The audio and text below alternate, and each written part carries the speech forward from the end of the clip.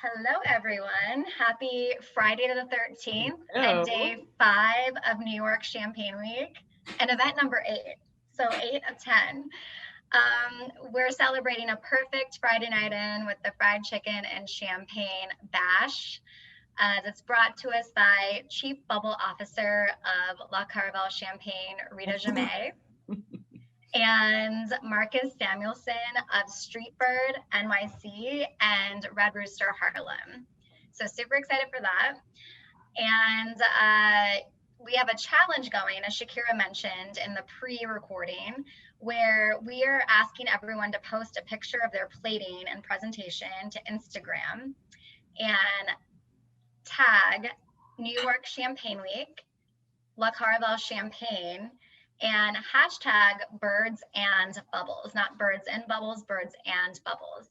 And the winner will receive a magnum of Champagne La Caravelle Cuvée.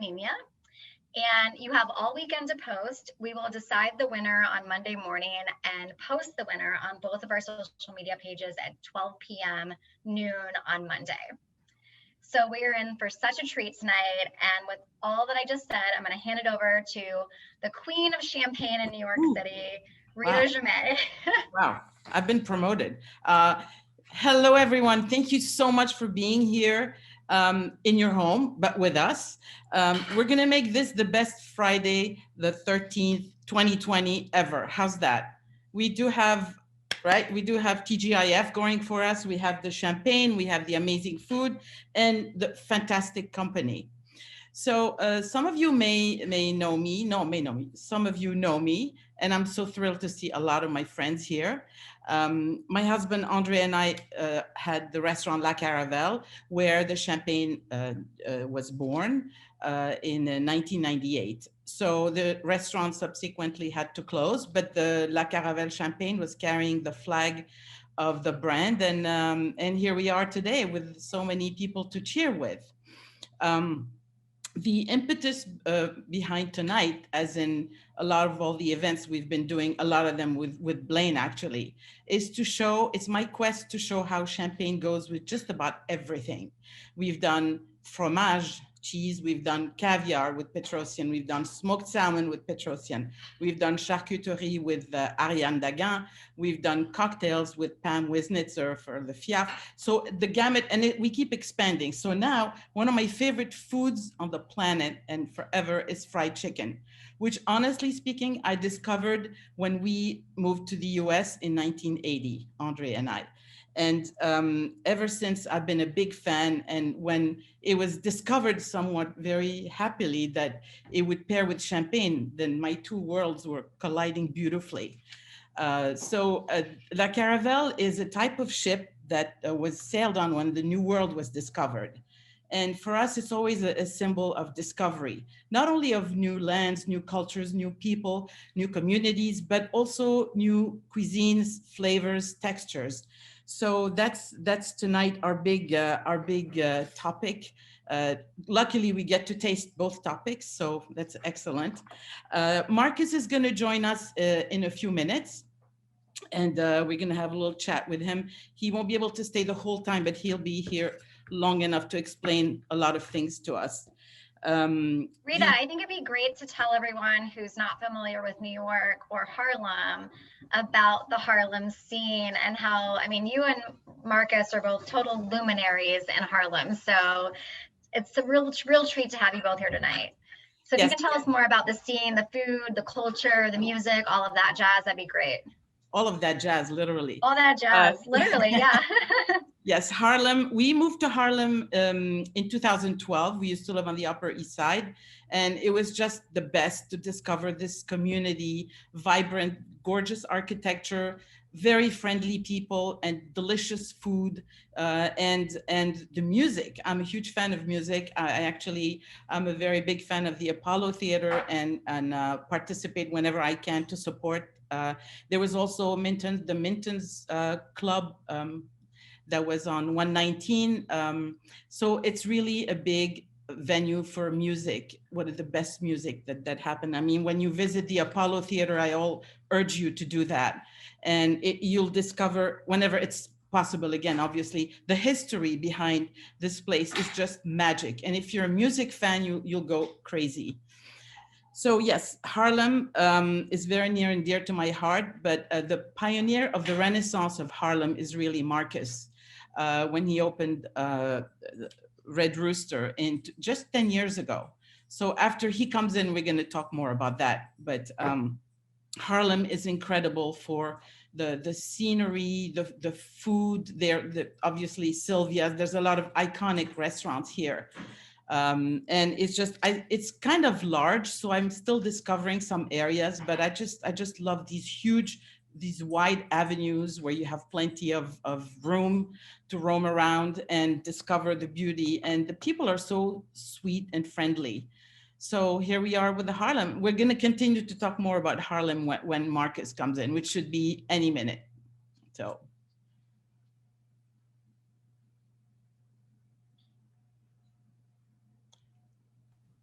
In the meantime, we can chat a bit about what we have in our glass for the first glass, right? We have the Cuvée Niña. Yes, Cuvée Niña, which is a bottle here. So we're going to talk more in detail about the Cuvée Niña a little later. Niña is actually the name of one of the 3 ships, the Niña Pinta Santa Maria, that were sailed on to discover the New World. So that's why we named it Cuvée Niña instead of Brut Tradition or something boring like that. So that's what, it's our blend of 40% Chardonnay, 30% Pinot Noir, and 30% Pinot Meunier. And it's aged for 2 years. The other one that we're going to taste later is the Rosé, AKA the double magic for me.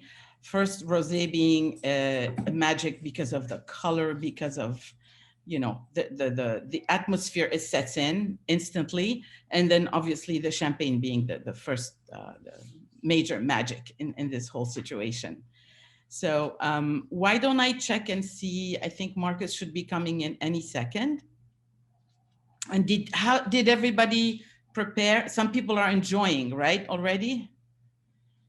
Yes. It's delicious. Isn't it good? So good. Like it was good to do. Shout out to Goldbelly, because at first I was like, I don't know how this is going to work. It worked out perfectly. Yeah. No, they did a fantastic job. They did a fantastic job. Yeah. And it's interesting about the fried chicken is that there's many different recipes. I guess it's like a work of art. Every artist has their own creations. I think, well, Marcus is going to tell us more about that, but it's really his own take on and the blending of his different cultures and his background. And it's so incredibly champagne friendly. I mean, that's right, as a lot of you have discovered right now. So absolutely. I wanted to say, some people are texting me pictures of their plates. Pipe it into the chat, and also don't forget to hashtag it on social media for our contests, because some of these are beautiful that I'm getting texted. Good. I think we should maybe talk a little bit about my take on the taste, on the combination, on the pairing. Yes. So the basic idea of fried chicken and champagne is at the same time there's 2 things going on. One is the contrast, as in the bubbles, the acidity and the chill temperature will really be a fantastic counterpoint to the richness and the, let's call it a fat, delicious fattiness of the fried chicken. And then we also have the kind of pairing by harmony, because the coating of the breading of the fried chicken will pair beautifully with the yeasty notes of the champagne. So it's like they're saying hello to each other, and at the same time the other elements are complementing each other. So it's kind of a ballet dance of textures in your mouth, and it's really amazing to see how there are several layers that come in, especially when you add in the sides that are with the composition that we have, the waffles, which take it to a whole other level. And the pickles, which is interesting because if you have normal pickles with champagne or any wine, it's a little tricky because it's very acidic and it'll fight with the alcohol and the acidity. However, these bread and butter pickles are so good because they don't fight the acidity of the champagne because they're sweet and there's just a little bit enough of a crunch to really make the whole thing fantastic. And it's really a rare occurrence that pickles would go well with wine and actually complement it. The succotash obviously brings the vegetable and also the starch in the corn and the beans. And we also have I found that I first tasted, I did my due diligence last night, my delicious due diligence. I reconstituted the whole thing and I did the pairing with each of the champagnes. And obviously I have to preface by saying the champagne will go well with either any version of it, any combination. But I started with the Cuvée Nina because I always like to start in a progressive manner to have the mildest taste and then go to the heftier one. The Cuvée Nina with the chicken by itself is just fantastic because of all these reasons we discussed. The yeastiness of the champagne that will pair with the coating, the breading of the fried chicken.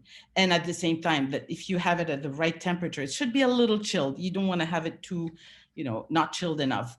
That temperature, the acidity, the bubbles will like counteract the fattiness of the fried chicken. Also, there's a touch of sweetness in the fried chicken, and there are some spices in the blend that coat the chicken, which brings a little extra layer of umami, I find. It kind of gives it another, more depth and another layer. So it's really, really cool. After that, I decided to see what happens with the waffle. And I had the rosé with that. And it was like perfection. It was like 200%.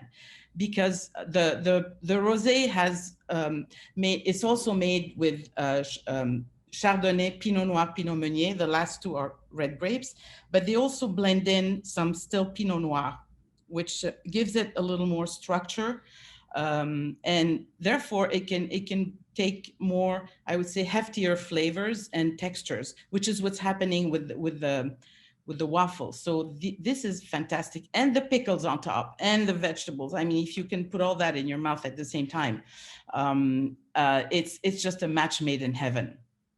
I'm so glad that you mentioned the pickles, Rita, because I don't like pickles at all. But in this combination between the bitter greens, the hot honey, the savoriness of the waffle, the texture on the chicken skin, this is just the most perfect combination. I absolutely love the Cuvée Nina with just the fried chicken by itself. But if you're having everything, I think the rosé knocks it out the park if you have it with the rosé. Because it has a little more, because it has a little more body to it. So it'll really, how do you say, coat everything and wrap it all together. Rita, it's also so good that this is Judia talking. I know you can't see my lips moving because I still have an avatar up, but it's also really good that I noticed this champagne is only 12% alcohol. And so that's really nice with the spicy, because there's a little kick to this chicken recipe. And so, you don't want that heat of the chicken to compete with the alcohol in the champagne. So this was a great choice for that reason. Yeah. Exactly. Yes, that's another of the great properties of champagne, which is a long list, actually. I'm biased, granted. But the low alcohol level, 12, is just makes it so easy. You don't get, lightheaded, etc. Only get the good consequence of it, which is like feeling happy, party in a bottle and everything. But at the same time, it keeps everything very, how do you say that? Reasonable. Yeah. Rita, I added a little. Raisonnable. I get jalapeno bread and butter pickles from the South. They don't ship them outside of the South. What's that? Bread and butter pickles? I get Southern bread and butter pickles shipped to me from my brother mails them to me like every few months. And I also added them to this because it's like Cajun jalapeno.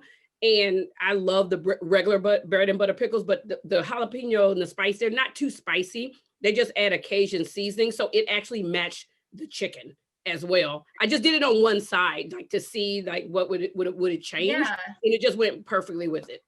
Exactly, because it's always a great. I mean, I love acidity in general and fermented things. The pickles bring that with the chicken, especially. But to have it in addition with the champagne, not fighting the champagne, for me, it's like a little miracle happening there. Yeah. Julia, can you share where you got the pickles? A chef is asking, actually. So that means. Okay. Get the jar. Because What my brother, he buys them from HEB in Houston, and they mail me a box. So you guys know it's the Del Dixie jalapeno bread and butter pickles. If you have them, I'll go get a jar so you can see the label.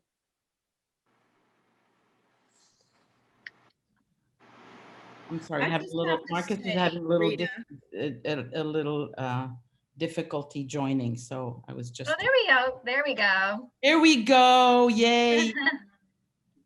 It's ladies' night and the feeling. Marcus, hello, hello. Did he disappear? No. I think he might have disappeared. Oh, wait. No, he's still here. He's on page 3. It says that he's still connected. Oh, he's still connecting. Okay. Oh, connecting. Okay, there we go. As is your son, Rita. Your son is here. Yes, my son Christophe, my oldest son. Hey, everybody. Hi, Christophe. Hi, Marcus. How are you? Marcus, how are you? Hi, Marcus.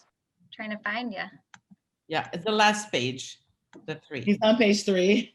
Yeah. Yeah, no, I got him. I got him. Okay. It wouldn't be Friday the 13th without a little. Marcus, can you do me a favor and unmute yourself? I just tried, but it doesn't seem to be working. I don't know if you're familiar. Should be good to go. Oh, there you go. Sorry, everyone. Yeah.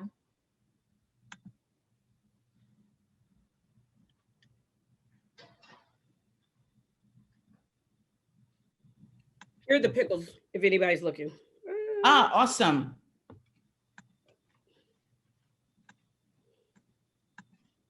I'm just going to say kudos to Marcus for giving us food that reheats spectacularly. Who would think you could reheat fried chicken and have it crispy and tender and juicy the next day? Quite amazing. Right? Exactly. Oh, fabulous.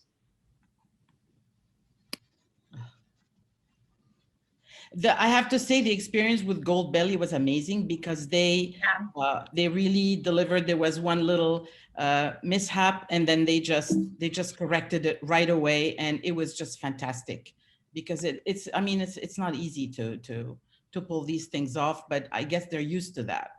Excellent. Well, we have the Harlemite in chief here with us, Marcus. How's everyone Hi, doing? welcome. Thank you. How's it going? It's going very well, even better now that we see you. Yeah. We love you, Marcus. We love you. You have your big fan club here. Thank you, Rita, for putting so many nice people together. That's very kind. That's awesome. Oh, we're all having delights just tasting your fried chicken, which is unbelievably delicious. Great. For me, it's going to be a repeat because I had it last night too. I'm working, kind of. Yeah. So Marcus, I don't think he needs any introduction, but I think people should know what an accomplished person he is, accomplished human being, professional. Yes, for real. He's behind the renaissance of Harlem, I would say, by opening Red Rooster 10 years ago. When is the actual anniversary? Well, we were supposed to have it this year, but there's no anniversary this year happening. Anniversaries, it's always time to celebrate anyway. So There's Marcus, only one, the 60th. There's only one, the 60th. But for sure. Marcus is originally, he was born in Ethiopia and he was raised in Sweden, and he is an American chef now, bringing his beautiful cultures to the mix. And really, you're really a pioneer, and you paved the way for a lot of chefs to show how it's beautiful to bring your culture, the actual melting pot. You're really doing it in the culinary world. Thank you very much. And many, he has so many restaurants all over the US and London and Scandinavia and Bermuda and etc. But he also is a wonderful book author, and his new book, The Rise, is about celebrating the excellence of Black cuisine. So that's wonderful that you're doing that. Just so the music is celebrated, the arts, and now it's the cuisine as well. So I will let you maybe talk to us about your fantastic fried chicken, which is unique. Well, we have, I think this is the year of pivoting, and you have to figure out, and this is something that obviously Rita and her family constantly has to pivot and do different things in the industry. And I think for us as chefs, connecting with an audience is key. And we knew that, with Red Rooster, that's our restaurant that we want people to come and experience the food, the music, the people. And Streetbird, we always say it's our part in the box. It's probably the restaurant we do the most events with. So we do pop-ups, and we have, we do part in the box. And, like Rita said, this year, the biggest launch we've done this year is launching The Rise, the cookbook, where we celebrate Black excellence in terms of food. And we have many things coming out of The Rise. And, I would say the biggest thing I would remember from this year is Red Rooster serving together with World Central Kitchen over 200,000 meals. Wow. And, from March 15 with Rosé's team to basically October 15. And that will be the biggest takeaway from this year, I would say. Right. Plus, you've been extremely active in garnering support for the restaurant industry, which is being hammered continuously and relentlessly. So you really lend your voice to really make everyone aware and talk to the authorities about, really, really doing something to help. Because otherwise, our industry, it's 16 million, between 11 and 16 million people that work in independent restaurants. And the sad thing is that after we've gone through the second wave, we're probably looking at 60-70% of incredible people being unemployed. So for me, it was very important, together with Independent Restaurant Coalition, to go in and push Congress. And we were able to do that in July. And now the election stopped us for getting one more bill through. And I'm just worried about a lot of my friends and colleagues. I'm extremely worried. Yeah, it's very hard, especially given how the numbers are going. Even though everybody's trying to be super careful, and New York is not too bad, but in other parts of the country, it's really worrisome. But that's why we need to cheer our morale with the best, which is what you do. And I was talking a little bit earlier from what I know and I tasted about your fried chicken. You want to tell us a little bit what is unique about it? And Sure. I mean, it's a stem from, first of all, like cooking is a bunch of choices. So using dark meat, bone in, makes it juicier, especially when something has to travel. Right. We marinated in buttermilk and coconut milk. And then the breading that we use both parts. The freeze happens on these Zooms, guys. Sorry about that. Yeah, actually, I found by going on Marcus's website, he has a YouTube channel and he shows how he makes the fried chicken. If anyone has and he gives the recipe. Actually, obviously, it's never going to be as good as when he makes it, but. Someone did just tell me via private chat, the time of this event is very opportune, considering that New York is now shutting bars and restaurants at 10 p.m. starting today. So someone was like, this is great because it's giving me ideas for the future. Like maybe I need to look into Goldbelly a bit more, which is totally true. So I'm happy that the timing was at least very opportune for this event for Champagne Week. Yeah, definitely. And though, we're all adjusting to this whole environment with the whole like taking everything virtual. So unfortunately, we don't all have the same reception. We don't all have the same lighting. It's, we're figuring it out, right? But we all have champagne. We all have fried chicken. We're having a lot of fun. So hopefully Marcus makes it back in because he did get cut off. Yeah, I think his reception went out. We're But tribute. it was nice to see his face. I know, and I hope he joins in again. Yes, if you go on his website, he has a tab called recipes, and then it'll take you to a YouTube video where he actually explains exactly how he makes it. And there's some yummy spices. I mean, it was going a little fast for me to realize, but there are a lot of delicious spices which really give it a unique character. I also think that the coconut milk, which is amazing, in the brining, right? That adds something. And personally, I don't know about you guys, it's a big divide. White meat or dark meat. I never eat white meat, only dark meat, because I think it's juicier. It doesn't get dry, and it has more flavor, and the texture also will hold up better. So I think at the end of the day, it's all a matter of preference. But I think one thing we all agree on here that are champagne lovers is that champagne is the ultimate food pairing wine. It goes with everything, and not to mention the lower alcohol content in comparison to many still wines. So you got like a 12% versus a 14%, and that's something that's noteworthy. Also, the fact that Rita, if anyone knows Rita on here, you know that she knows food. And she has been definitely pioneering the food and wine packaging opportunity for the virtual space long before anyone else was. So she's done caviar, she's done prosciutto, she's done cheese, she's doing uni next month. Rita is really connecting chef talent and restaurant talent to champagne for this virtual space, which is incredible. And it's bringing us the business that this industry needs. So we're having fun, we're eating good food, we're drinking good wine, and we're giving back to the business. So it's great. And Marcus is back too. Yes, I saw that. Right. And while Marcus tunes in again, we have two chefs here that I know of. We have Yannick Germanier, who's the chef of the Swiss consulate, and we have Cesare Casella, who's also called the prosciutto whisperer. Yes. Cesare. Hi, Marcus. Yay. Hi. You're back. Thank you. Hey.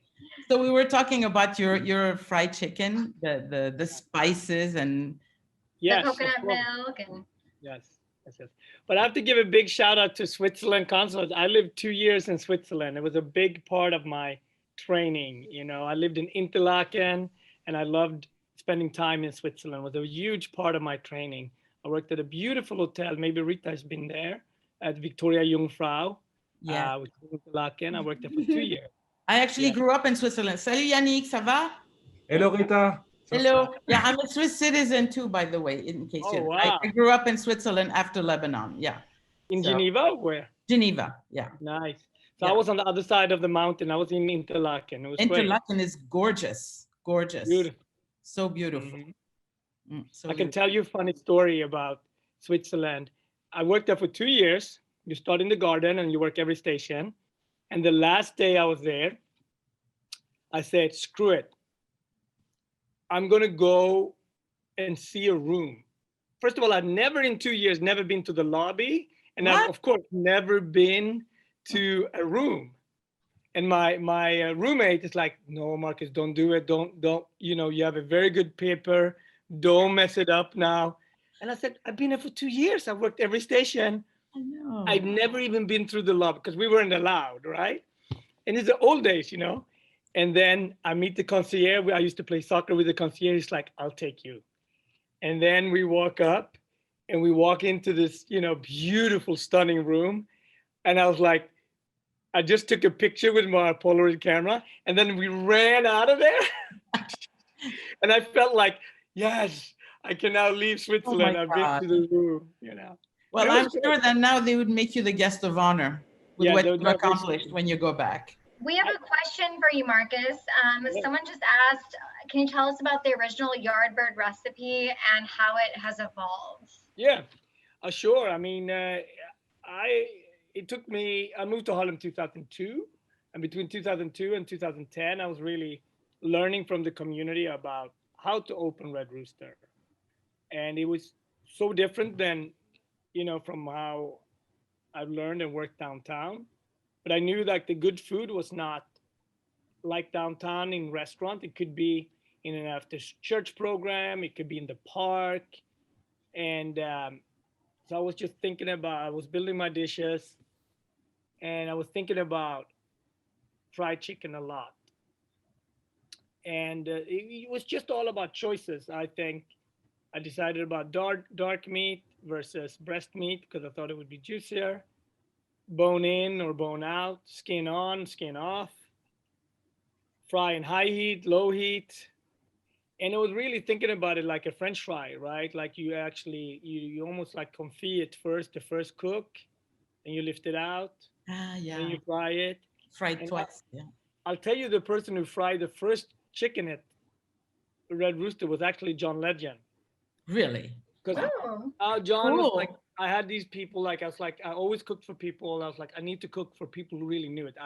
Ruth Reichel, I wanted people who were not from African American backgrounds. Some were from the church, some were from Black backgrounds, some were not. Because I just needed to get opinions.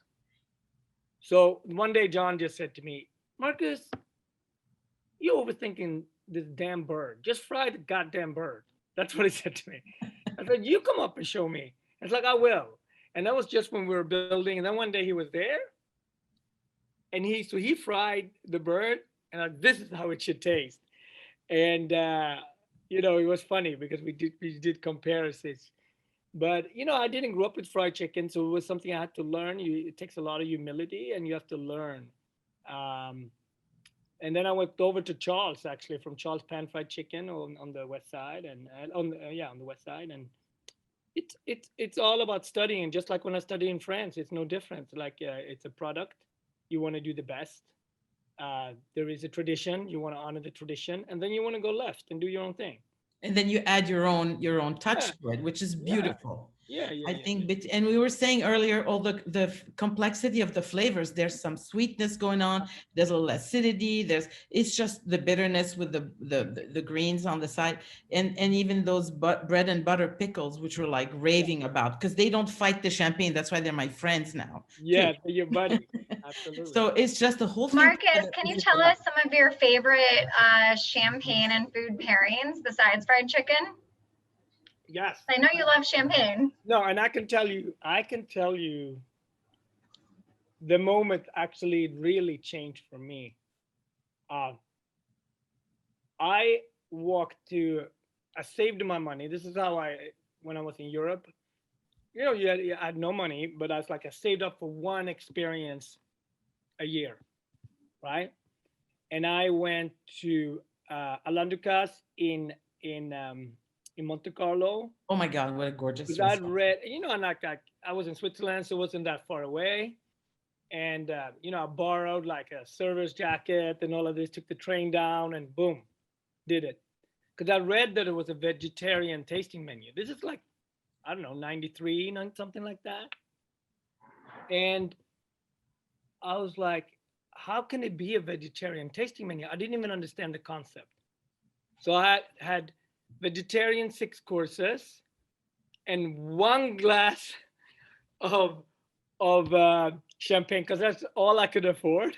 So I was sipping not even sparkling water, but I was sipping champagne. And for me, it was just one of these things like as chefs, we live through our experiences and you learned, it's like the texture of the champagne, for example, right? It's a texture thing. Yes. I mean, it's a bubble that has to happen, right? And even if you have no, I had not a dime on anything, but I understood that. Like, what is this? What is this tiny little bubble? Champagne is also light. There's a texture that's light. And I always like eating, but not feeling so heavy way down. Like if you drink a big red, after a while, you feel so way down. Champagne in the middle of the day, on the evening, nothing says celebration like champagne. That's why we love you. One of the reasons why. Yeah. And that was one of my major like first dining out and on my own dime, and it's like wow, you know. Fantastic. Somebody asked, what is the Red Rooster? What does it represent? Where's the name from? Sure. We were like most times, I struggle with names. I think about names a lot. And I just said I wanted to have a name that recognized the past. And if a grandmother from church walked in, I wanted her to feel connected. And I started to go to Schaumburg for a long time, the part of New York City Library up on 135th Street. And I started to read about these places, Cotton Club, all of these iconic places. But the other places were not, Black people were not allowed. They were allowed to play or dance. I was like, I don't want to have a name of a place that we weren't allowed. This just doesn't make any sense. So this tiny bar on 137th Street, between 137 and 138, where actually like there's a biking club right now, was a place called Red Rooster. It was tiny. And this was the place where the maid used to go, the politician, Dinkins, and Nat King Cole. And I was like, wait a minute. I know the person who works as a laborer. I know the politicians, and I know the entertainers. That's the place I want to create. So that's when I read it, I was like, it's Red Rooster. Awesome. Awesome. That's fantastic. But it takes, names is, how did you guys come up with La Caravelle? La Caravelle was, it was originally the ship, the Nina Pinta Santa Maria, that were sailed on to discover the New World. And then it was an airplane also. And in the 60s, which is when the restaurant was opened by our predecessors, and they wanted to have, they called it La Caravelle. I think in their mind, it was the ship, of course, but it was also the airplane, which was like the modern way of traveling. Yeah. So that's why we like to use it as a discovery symbol, a vehicle to discover and show how the champagne goes with just about everything. So that is the quest, especially in the pandemic. So to stay home, and why not discover the whole world from the comfort of your home? So, right? Exactly. So, yeah, I think, does anybody have questions for Marcus? Yeah, if anyone has any questions about the pairings, about champagne and food possibilities, what these two are up to. I mean, Marcus just came out with a cookbook. Rita has been so active in the event space. Julia's raising her hand. Go for it, Julia. Hi, I'm a wine journalist and I'm in DC, and I have your book because Oyasi is a friend of mine.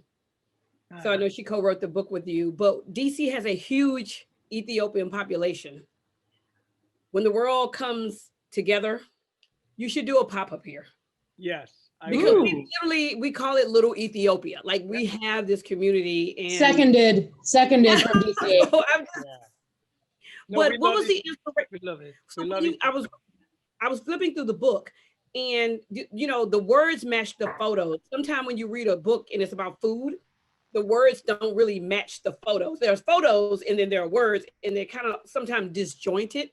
How did you and Osai partner to talk about the soul of American cooking, Black American cooking? Like, because it's a beautifully written book, but it's also beautifully photographed, and you can read it and you get a warm feeling. So if you guys haven't bought it, it's just dropped this week. I would say buy it for people's Christmas present. Just pre-order it. We know the post office is moving slow. But I just want to know, how did it come together?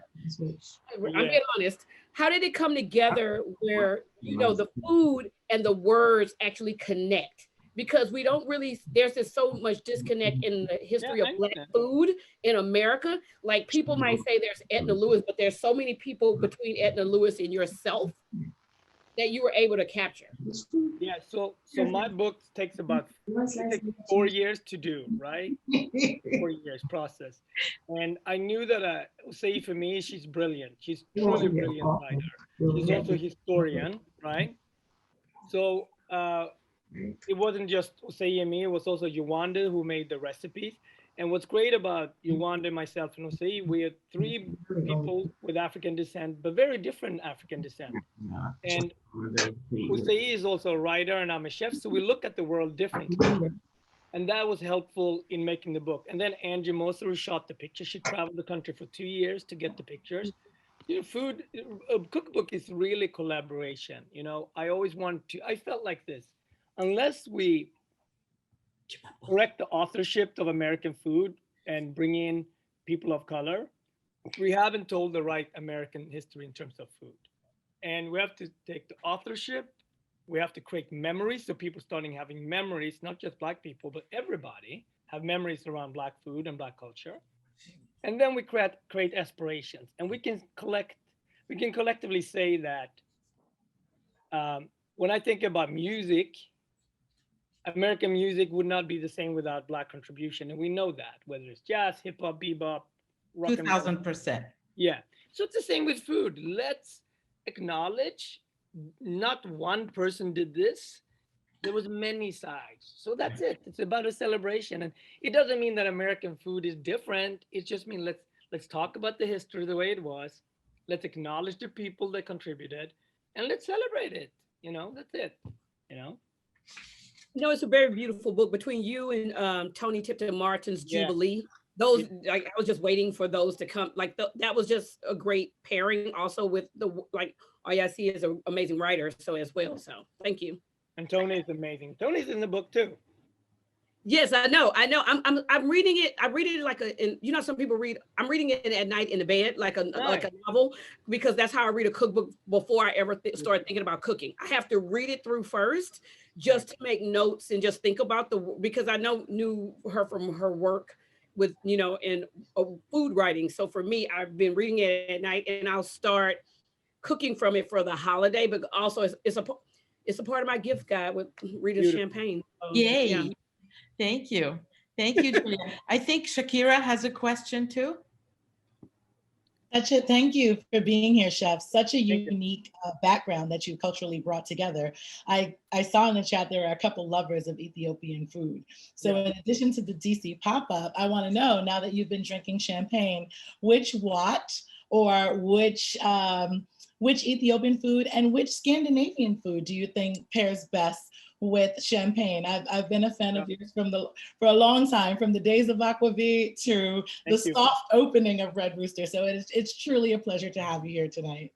Well, I think if you start on the Swedish side, I think, all those light fishes, we have a beautiful fish called char. It's in the northern part of Sweden.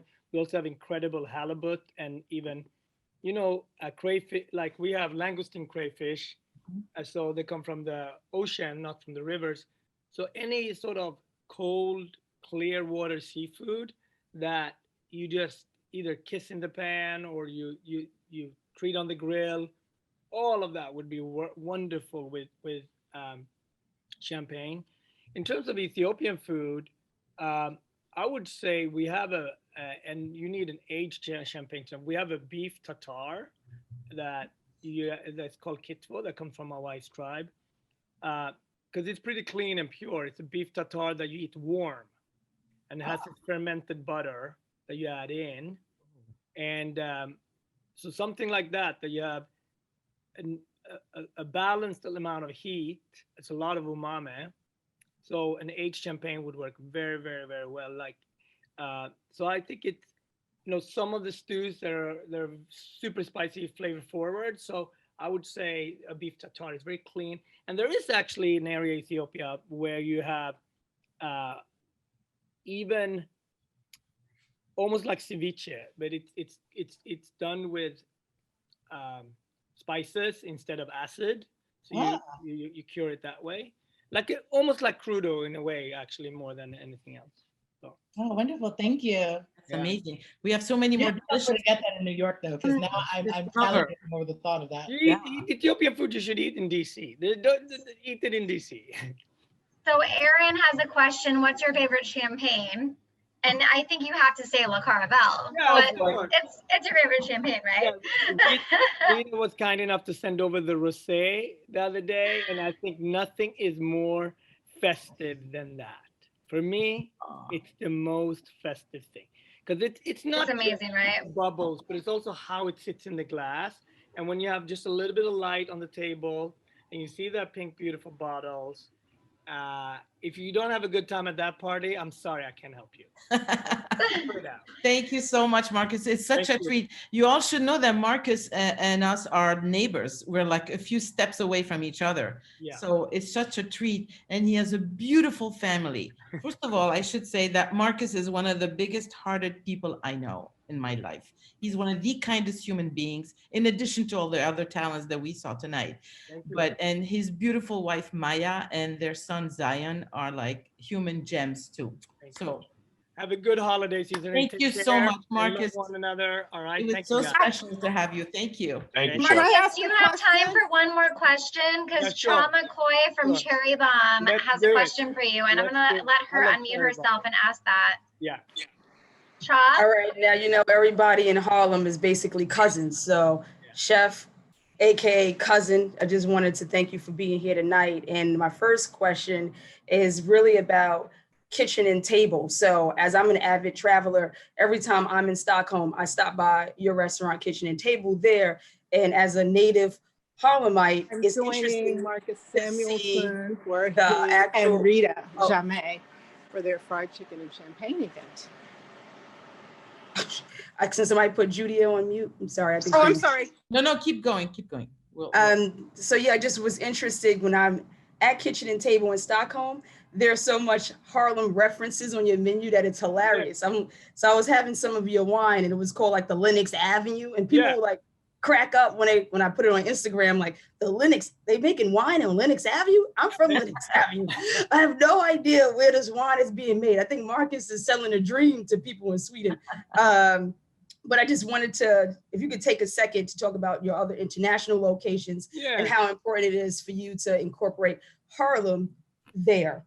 Yeah, I mean, understand. I think Harlem is a mecca for African American culture and excellence throughout the world. And sometimes, even when you're in America, you don't realize that Harlem is a village that people know all over the world. Mhm. Harlem is not a borough the way the Bronx or Brooklyn. It's a village that we all walk around in this magical place that Maya Angelou used to live, and James Baldwin, and so on, right? So when I go abroad, people know New York, of course, and people know Brooklyn and the Bronx, but they also know Harlem. So for me, it's about always bringing Harlem with me, just as much as I bring Sweden with me wherever I go, and I bring Ethiopia with me. And the beautiful part about this world is that we all have these two or three, I mean, Rita, Lebanon, France, New York, Harlem, Switzerland, like everyone in the Zoom has 3 or 4 different places that they feel like they belong to, culturally, spiritually, or they travel to. And that's the beauty of this moment, that just because you're born in one place doesn't not necessarily, you might not feel comfortable where you were born. You might be comfortable somewhere else, and that's okay. You know what I mean? So for me, it's the spirit of Harlem that we should acknowledge and celebrate. So Amen. Appreciate For that. sure. And That's you're gonna be cousins forever in Harlem when everybody's once you claim Harlem, we always connected. So Cousin Cha. I love this. Mwah. thank you so much. Thanks, bye. Whoop, you're muted. Attends. Oh, Here we I go. said thank you so much for taking time out of your very busy, jam-packed schedule, Marcus, to be with us tonight. I think we have some time for some questions, but before that, I just want to say that, again, Rita has been really crushing this whole virtual event experience space with really fun food and wine pairings and introducing chefs to the mix and food purveyors and really giving back to our industry. And I want you all to go to lacaravelle.com and sign up for her newsletter, because this week alone, she and I together booked like 6 events. In December, you're doing stuff with, well, you go ahead and tell everyone what you're doing. Yeah, no, for sure. Let me look at the list, because I'm losing myself without. You have a list. You have a literal I list. do have a list. I'm a list person. Yes. All right. So First of all, Rita, I want to thank you, Blaine, because thanks to you, we've done. It's a kind of a partnership that fell organically, and I have to say that the minute the pandemic had hit and we were all home and all the restaurants closed and I was mostly selling champagne to restaurants, I sat down and I had a meeting with myself and I said, Rita, if you don't do something, you're toast, you're cooked.